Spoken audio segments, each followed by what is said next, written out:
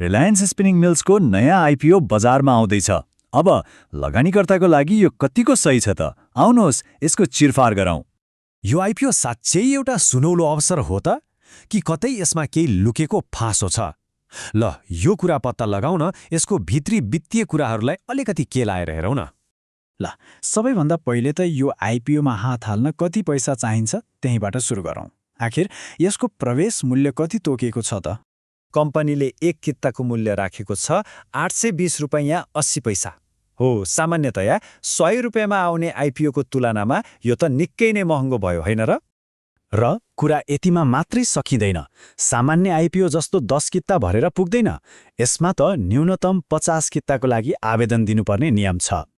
अब हिसाब गर्नुस् त, 50 किताको 820 रुपैयाँ 80 पैसाको दरले मतलब यो आइपिओमा अप्लाई गर्न मात्रै पनि 41,040 रुपैयाँ चाहियो। यो त साना लगानीकर्ताको लागि निकै ठूलो रकम हो। अब मुख्य प्रश्नमा आउँ। यति महँगो मूल्य तिरेर लगानीकर्ताले पाउने चाहिँ के हो त? के यो कम्पनी साँच्चै यति मूल्यवान छ? ल अब कम्पनीको वास्तविक औकात कति हो त्यो हेरौँ।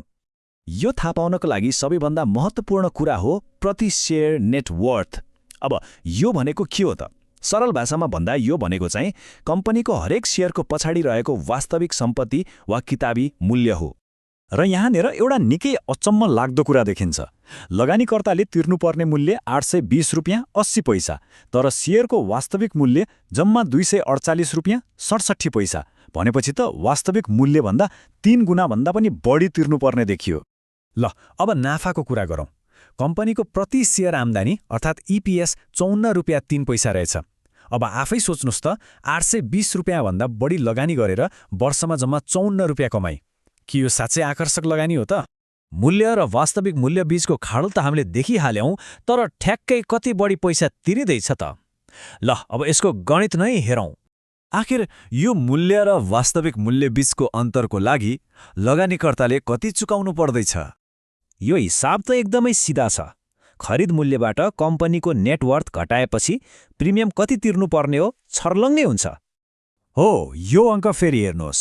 हरेक एक किता शेयरमा 572 रुपैयाँ 13 पैसा त कम्पनीको वास्तविक मूल्यभन्दा बढी तिर्नुपर्ने अवस्था छ। यो त प्रिमियम मात्रै भयो। अब यसलाई न्यूनतम 50 कितामा हिसाब गर्ने हो भने त लगानीकर्ताले आइपिओ किन्ने बेलामै 28,600 रुपैयाँभन्दा बढी रकम त सित्तैमा प्रिमियमको रूपमा बुझाइरहेको हुन्छ। ल अब सबैभन्दा महत्त्वपूर्ण र भनौँ न अचम्मको पाटोतर्फ लागौँ। यति गरेर किनेको शेयर जब बजारमा आउँछ तब यसको मूल्य के होला त? नेपालको नियमअनुसार कुनै पनि नयाँ कम्पनीको शेयर बजारमा पहिलो पटक कारोबार हुँदा एउटा निश्चित मूल्यको दायराभित्र मात्रै खोल्न पाउँछ र यो दायरा त्यसको नेटवर्थकै आधारमा तय हुन्छ, मनलाग्दी हुँदैन। अब रिलायन्स स्पिनिङ मिल्सको हकमा यो दायरा भनेको यसको नेटवर्थको 1 गुणा अर्थात् 248 रुपैयाँ 67 पैसादेखि नेटवर्थको 3 गुणा अर्थात् 746 रुपैयाँ 1 पैसासम्म मात्रै हो। र यहाँनिर छ यो सबै विश्लेषणको सबैभन्दा ठूलो र खतरनाक खुलासा।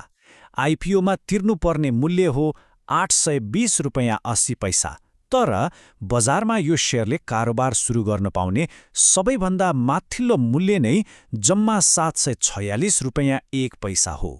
यसको सोझो अर्थ के हो भने नियमअनुसार नै यो स्टक बजारमा खुल्ने पहिलो दिनमै लगानीकर्ताको लगानी पेपरमा घाटामा जाने निश्चित छ।